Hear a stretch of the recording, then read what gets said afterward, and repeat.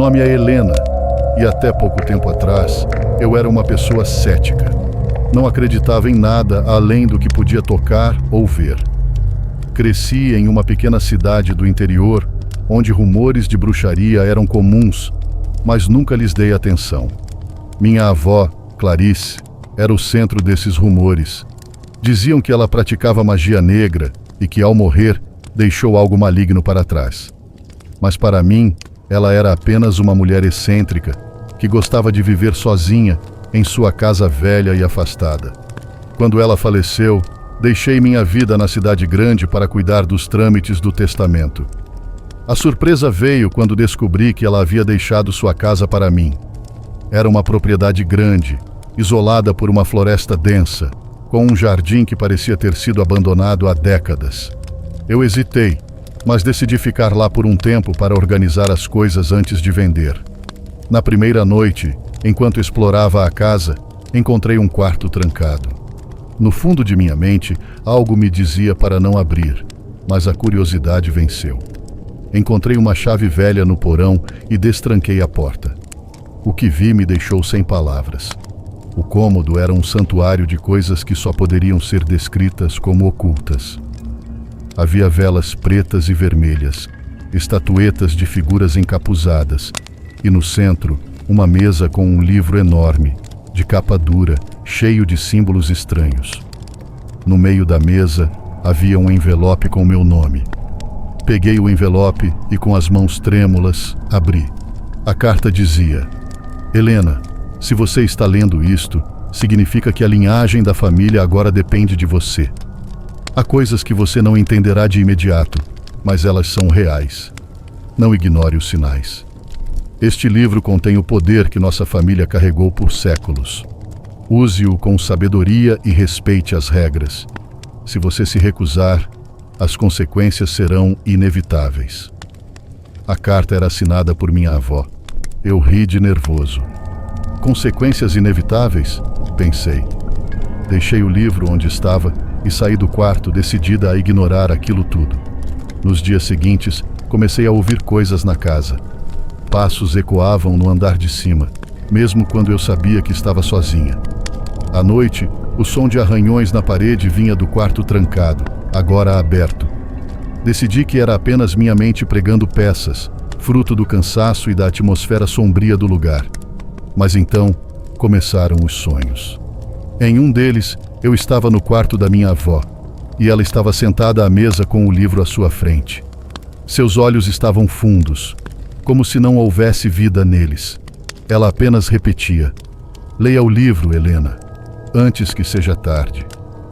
Eu acordava suando frio, com o eco de sua voz ainda nos meus ouvidos. Certa noite, após mais um desses sonhos, decidi que já era demais. Peguei o livro e folheei algumas páginas. As palavras eram escritas em uma língua que eu não entendia, mas os símbolos me davam arrepios. No final do livro, encontrei uma página com instruções claras em português. Era um feitiço de proteção. Não acreditei que aquilo fosse real, mas algo em mim dizia para tentar. Segui as instruções, usando velas e ervas que estavam no quarto. Quando terminei, senti um peso sair dos meus ombros, como se algo invisível tivesse deixado o ambiente. Dormi como nunca naquela noite. No dia seguinte, fui à cidade para comprar comida e tentar esquecer tudo. Enquanto andava pelas ruas, percebi olhares estranhos das pessoas. Era como se soubessem algo que eu não sabia. Uma senhora se aproximou de mim, segurando meu braço com força, e sussurrou: Você não deveria estar naquela casa. Sua avó fez coisas terríveis lá. Saia antes que seja tarde. Agradeci desconcertada e fui embora. Na volta para casa, minha mente estava a mil. Quem era minha avó de verdade? Que coisas terríveis ela havia feito? Eu precisava descobrir. Ao chegar, encontrei a porta da frente aberta. Entrei cautelosamente, mas não havia ninguém. No entanto, algo estava diferente. O livro que eu havia deixado no quarto trancado agora estava na mesa da cozinha. Mais estranho ainda, ele estava aberto em uma página que mostrava um feitiço de invocação. Por algum motivo, senti que aquilo era um aviso. Era como se algo quisesse que eu usasse o feitiço. Relutante, decidi tentar, apenas para provar a mim mesma que nada aconteceria. Preparei tudo conforme as instruções. Velas, símbolos desenhados no chão, e recitei as palavras que consegui decifrar.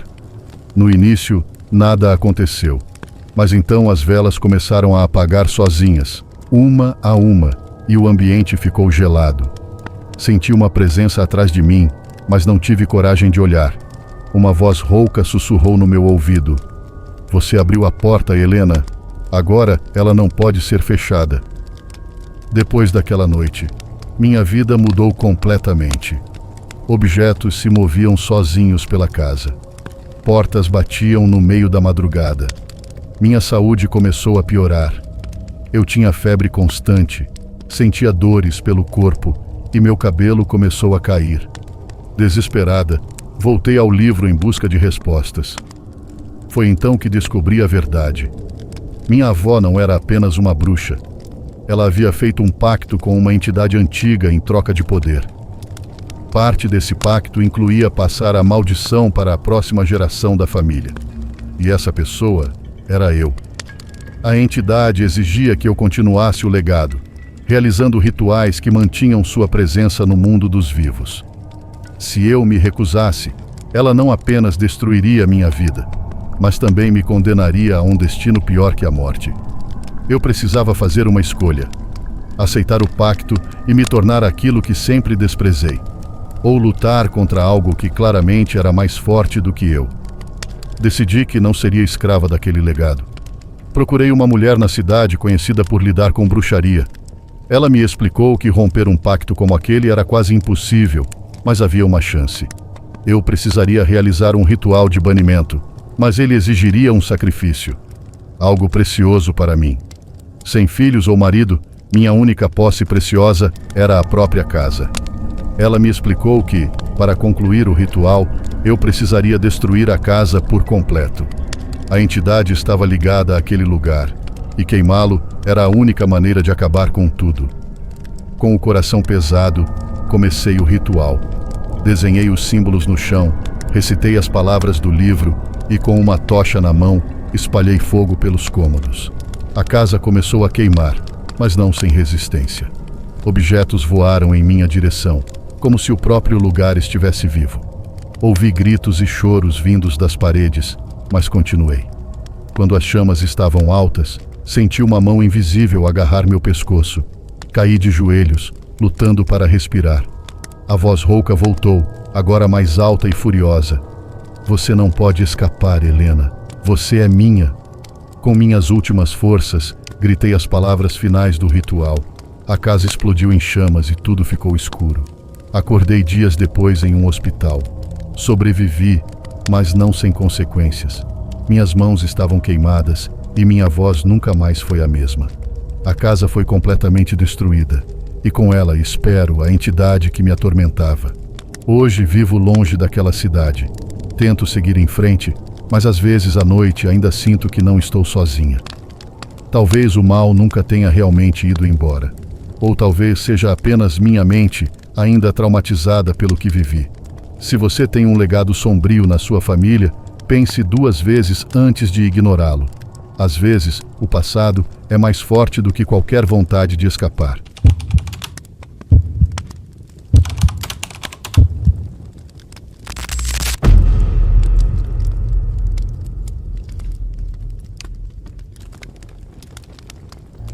Meu nome é Daniel, e essa história aconteceu há 3 anos.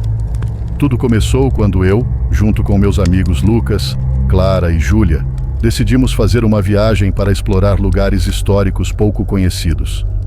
Clara era fotógrafa e sempre gostou de capturar locais abandonados e misteriosos. Então encontramos na internet informações sobre uma vila isolada no interior de Minas Gerais, chamada Vila das Sombras. Diziam que era uma comunidade quase esquecida, com menos de 50 moradores, conhecida por suas festas folclóricas peculiares. O que nos chamou a atenção foi um detalhe intrigante. Em todos os relatos, havia uma menção a um festival anual chamado A Noite da Colheita, Não havia fotos ou informações detalhadas sobre o evento, apenas a promessa de que era algo único e intenso. Clara, é claro, ficou empolgada e nós concordamos em ir. Após horas de estrada, chegamos à vila. O lugar era exatamente como descrito. Pequeno, com casas de madeira envelhecidas e ruas de terra. Parecia ter parado no tempo. Fomos recebidos por moradores com olhares desconfiados, mas um homem mais velho, que se apresentou como Benedito, nos cumprimentou calorosamente. "Vocês chegaram em boa hora, forasteiros", ele disse. "Esta noite é especial, é a noite da colheita, e todos são bem-vindos." Havia algo no tom de sua voz que me deixou desconfortável, mas Clara insistiu que ficássemos. Ela estava ansiosa para fotografar o festival e convencida de que seria uma experiência única.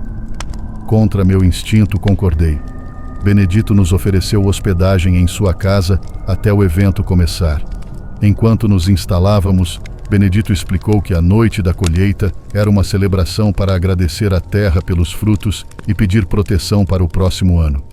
Mas ele também fez questão de reforçar que, durante o evento, deveríamos seguir algumas regras simples. 1. Nunca deixar o círculo central da festa. 2. Não conversar com os mascarados. 3. Jamais aceitar nada de uma mulher vestida de vermelho. As regras soaram estranhas, mas achamos que faziam parte da tradição. Clara estava animada e Lucas fez piadas, dizendo que parecia um manual para não morrer em filmes de terror. Júlia, assim como eu, estava desconfortável, mas ninguém queria estragar o momento. Ao cair da noite, os moradores começaram a se reunir em uma clareira no meio da floresta. A cena era surreal. Havia tochas iluminando o local, mesas de madeira repletas de comida, e os habitantes usavam máscaras que pareciam feitas de ossos e couro. Tudo tinha um ar quase ritualístico, mas ao mesmo tempo festivo. Logo, a música começou. Instrumentos de corda e tambores ecoavam na floresta e as pessoas dançavam de forma hipnotizante. Clara tirava fotos sem parar, encantada com a atmosfera única. No entanto, havia algo errado. A cada minuto, a sensação de que algo estava fora do lugar aumentava. Foi então que vi a mulher de vermelho. Ela surgiu do meio da multidão, alta e esguia, com cabelos longos e negros. Usava um vestido vermelho escarlate que parecia brilhar à luz das tochas. Seus olhos eram tão escuros que pareciam vazios, e seu sorriso era inquietante. Ela caminhava lentamente, oferecendo taças de um líquido dourado aos moradores, que aceitavam com reverência. "Lembre-se da regra", murmurei para Clara, que observava a mulher fascinada. "Não aceite nada dela." Clara riu, como se eu estivesse exagerando, mas algo naquela mulher me gelava a espinha. Enquanto eu a observava, ela pareceu perceber meu olhar. Seus olhos se fixaram em mim, e seu sorriso aumentou, como se soubesse algo que eu não sabia. Lucas, que estava ao meu lado, comentou: "Talvez seja a rainha do festival. Devia pegar uma bebida com ela só para ver o que acontece." Eu ri nervosamente, mas sabia que ele estava apenas brincando. Ainda assim, algo em seu tom de voz parecia errado. À meia-noite, os tambores pararam e os moradores formaram um círculo ao redor de uma grande fogueira. Benedito nos chamou, dizendo que era a hora do ritual principal. Havia uma tensão no ar que era quase palpável. Clara, como sempre, estava na linha de frente com sua câmera. No centro do círculo, a mulher de vermelho apareceu novamente. Dessa vez, ela carregava uma faca cerimonial decorada com símbolos que pareciam ter sido gravados com fogo. 2 homens mascarados trouxeram uma cabra negra até ela, e a multidão começou a cantar em uma língua que não entendíamos. O sacrifício do animal foi rápido, mas brutal. Clara, que normalmente era destemida, parou de tirar fotos e parecia enojada. Júlia apertou meu braço, claramente aterrorizada. Foi então que percebi que Lucas havia desaparecido. Procurei por ele na multidão, mas não o encontrei. Perguntei a Benedito, que parecia confuso. Ele apontou para a floresta, dizendo: "Se ele deixou o círculo, não há mais nada que possamos fazer." Aquelas palavras me deram um calafrio. Desesperado, corri em direção à floresta, ignorando os protestos de Júlia e Clara. Enquanto corria pela floresta, chamei por Lucas, mas tudo o que ouvia era o som dos galhos quebrando sob meus pés e um vento que parecia sussurrar. Finalmente, encontrei-o parado diante de uma árvore enorme, olhando fixamente para algo no chão. Quando me aproximei, vi o que ele estava olhando. Um círculo desenhado com sangue, com símbolos parecidos com os da faca cerimonial. No centro do círculo havia um espelho antigo, mas o reflexo que ele mostrava não era nosso. Era a mulher de vermelho, sorrindo de forma macabra. Antes que eu pudesse fazer qualquer coisa, o espelho começou a brilhar e Lucas caiu de joelhos. Ele começou a murmurar palavras incompreensíveis, como se estivesse possuído. Tentei sacudi-lo, mas ele não reagia. De repente, senti uma presença atrás de mim. Virei-me e vi a mulher de vermelho. Ela estava mais próxima do que nunca, e seus olhos negros pareciam sugar minha alma. Ele já é meu, ela sussurrou com uma voz que parecia vir de todos os lados ao mesmo tempo. Agora é sua vez de escolher. Fique e aceite seu destino, ou fuja e carregue a culpa para sempre. Eu sabia que não podia lutar contra ela. Então, fiz o que parecia ser minha única escolha. Corri. Voltei para a clareira, onde Clara e Júlia esperavam ansiosas. Expliquei o que tinha acontecido, e Benedito apenas balançou a cabeça, dizendo que Lucas havia sido escolhido. Fomos escoltados de volta à casa, mas Clara e Júlia queriam partir imediatamente. No entanto, quando tentamos sair da vila, percebemos que estávamos presos. Não importava para onde dirigíamos. As estradas sempre nos traziam de volta à vila. A cada volta, sentíamos que a floresta ficava mais escura e os sussurros mais altos. Finalmente, ao amanhecer, a saída apareceu. Sem olhar para trás, aceleramos até alcançar a rodovia principal. Quando paramos para recuperar o fôlego, percebemos que Clara estava diferente. Ela estava calada e distante, e em sua câmera, as fotos do festival haviam desaparecido. Todas, exceto uma, a imagem da mulher de vermelho, olhando diretamente para a lente. Desde então, nunca mais vimos Lucas. Clara, por outro lado, começou a mudar. Ela ficou obcecada por rituais e símbolos, e sua saúde mental deteriorou rapidamente. Algumas semanas depois, desapareceu, deixando apenas uma mensagem: a noite da colheita nunca termina. Júlia e eu tentamos seguir em frente, mas as memórias daquela noite ainda nos assombram.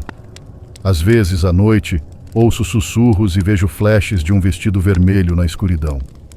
Se você alguma vez receber um convite para algo que parece fascinante demais para ser verdade, pense duas vezes antes de aceitar. Algumas tradições existem por um motivo: alimentar o que há de mais sombrio neste mundo.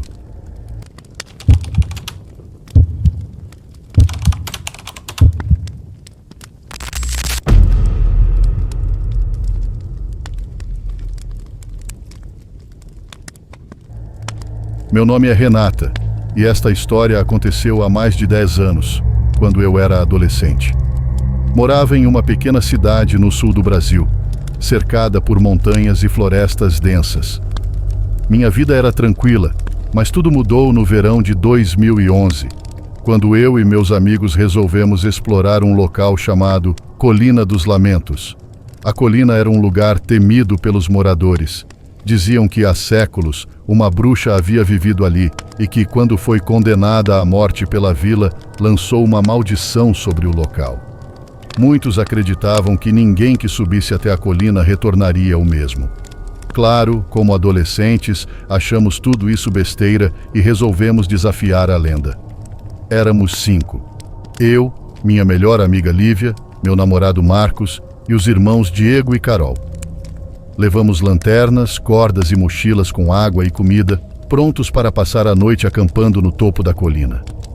A subida foi tranquila, mas havia algo estranho no ar. O silêncio era absoluto. Nem mesmo o canto de pássaros ou o som de insetos. Ao chegarmos ao topo, encontramos uma clareira com uma pequena construção de pedra em ruínas. Parecia uma espécie de altar, com símbolos gravados em sua superfície e marcas que pareciam ser de queimaduras. No centro do altar havia algo inesperado. Um livro antigo, grosso, com capa de couro desgastada. Diego, o mais curioso do grupo, foi o primeiro a pegá-lo. O título estava em uma língua que ninguém reconhecia, mas ao abrir, percebemos que algumas páginas estavam em português. Ali havia instruções para rituais e encantamentos. Lívia sugeriu que deixássemos o livro onde estava, mas Diego e Marcos insistiram em levá-lo. Afinal, qual o mal de um livro velho? Zrenia aquela foi a decisão que selou nosso destino. De volta à cidade, Diego não parava de falar sobre o livro. Ele era fascinado pelo ocultismo e insistiu que tentássemos um dos feitiços descritos. Lívia e Carol recusaram imediatamente, mas Marcos, sempre querendo se mostrar destemido, concordou. Escolheram um ritual aparentemente inofensivo, chamado o Chamado da Luz, que prometia mostrar uma verdade oculta. Reunimos-nos na casa de Diego tarde da noite e seguimos as instruções. Desenhamos um círculo no chão, acendemos velas e recitamos as palavras descritas no livro. No início, nada aconteceu. Rimos da situação, achando que era uma perda de tempo. Mas então, as velas começaram a apagar sozinhas e o ar na sala ficou gelado.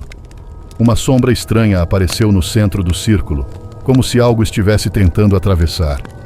Assustados, quebramos o círculo, apagamos as velas e fechamos o livro. Diego, no entanto, parecia fascinado. Disse que aquilo era apenas o começo e que precisávamos continuar para descobrir mais.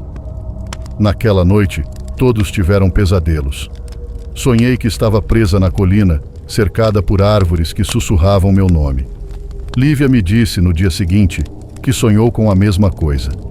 Depois daquele ritual, coisas estranhas começaram a acontecer. Diego começou a mudar. Ele ficava horas trancado no quarto, estudando o livro. Seus olhos estavam sempre fundos, como se não dormisse há dias. Marcos, por outro lado, começou a adoecer. Ele tinha febres constantes, dizia ouvir vozes quando estava sozinho e seu comportamento tornou-se errático. Lívia estava cada vez mais apavorada. Tentamos convencer Diego a destruir o livro, mas ele se recusou.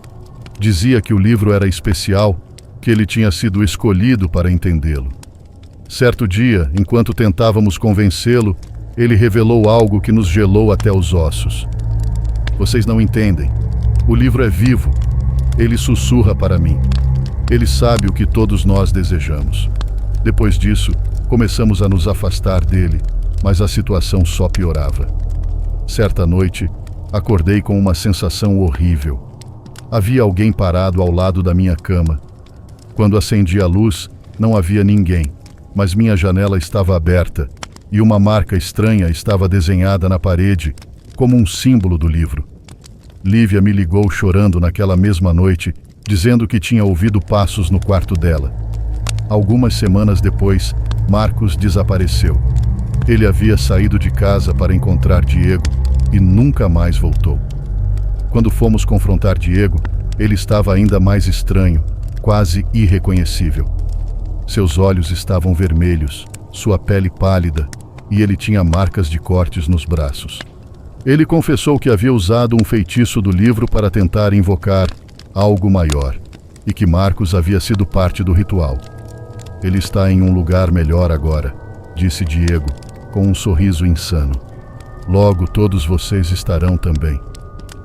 Aterrorizados, Carol e Lívia decidiram denunciar Diego à polícia, mas quando os agentes chegaram à casa dele, não encontraram nada além do livro. Diego havia desaparecido. Tentamos destruir o livro, queimá-lo, rasgá-lo, jogá-lo no rio. Nada funcionava. Sempre que o abandonávamos, ele reaparecia em lugares que não faziam sentido. Lívia, que parecia a mais afetada, começou a ficar doente, como Marcos antes dela. Ela dizia ouvir vozes e ver sombras. Um mês depois, Ela desapareceu também. Carol e eu éramos os únicos que restavam. Decidimos voltar à colina para devolver o livro ao altar, na esperança de que isso encerrasse o pesadelo. Subimos juntos, carregando o livro em uma mochila, mas quando chegamos ao topo, tudo estava diferente. A clareira parecia maior, como se tivesse crescido. O altar agora tinha velas acesas ao redor e no centro havia uma figura encapuzada. Antes que pudéssemos fazer qualquer coisa, Carol foi puxada para dentro da escuridão por algo que eu não pude ver. Gritei seu nome, mas não havia nada que eu pudesse fazer. O encapuzado virou-se para mim e sua voz ecoou como trovão. O livro nunca será deixado para trás. Ele pertence a você agora. Voltei sozinha, carregando o peso do que havia acontecido. O livro agora está trancado em um cofre, mas sei que isso não o impedirá. Ainda ouço sussurros à noite e, às vezes, encontro símbolos desenhados nas paredes da minha casa. Sei que minha vez chegará.